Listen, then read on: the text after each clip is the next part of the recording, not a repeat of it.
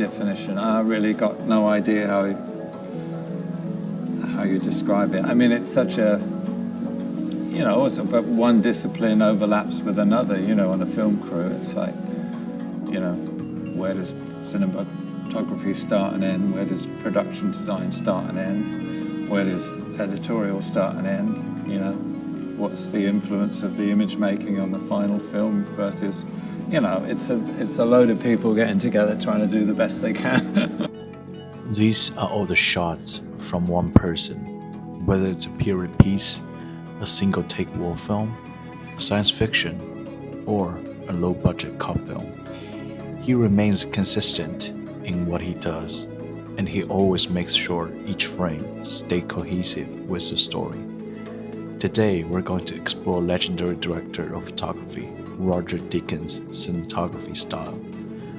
We shall cover his choices of lenses, his advice on lighting, and how to composition a shot. Roger Deakins is famously known for his love for the prime 40 to 50mm lenses. That is not always true. He states that standardly, I would kind of like an over-the-shoulder would be a 32 or 35. A mid-shot would be a 35 or a 40. Standard close-up would be a 50. And a big close-up would be a 65 or a 75. He always says that there is not a formula when it comes to which lens should you use. Some prefer to shoot a lot wider, some prefer to shoot a lot longer. It all depends on what mood you're trying to set for the film and what you want the audience to feel. Roger Deakins starts out as a painter and he moved on to still photography in college.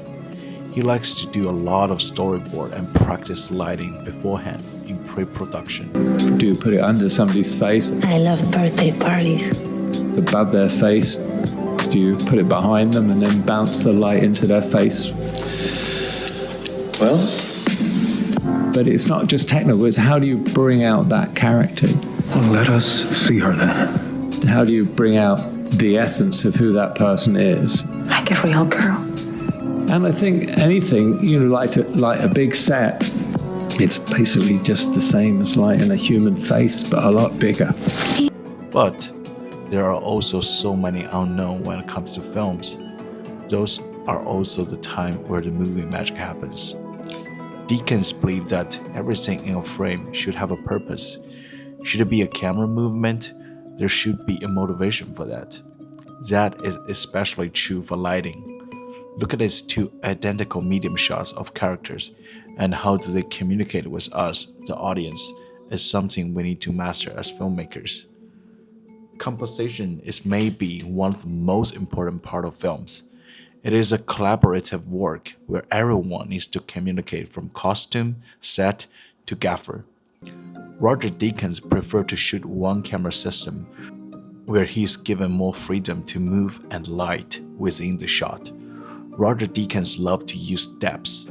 For example, this shot from No Country for Old Men.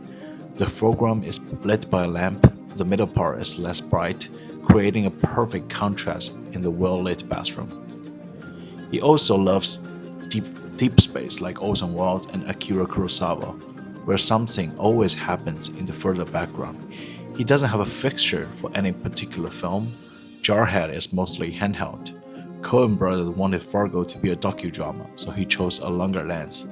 Kundun is a film heavily reliant on the philosophy of Buddhism, so he made sure most frame is centered and symmetrical. Roger Deakins' cinematography philosophy has always been one simple question: does it serve the purpose of the story? So the next time you're making a film, the most important thing to consider is how you want the audience to feel from your frame. I don't know how you describe what the cinematographer's job is. Cinematography, well, it's simply telling stories with pictures, I suppose, but that's what people say, but I don't think it's quite that, really.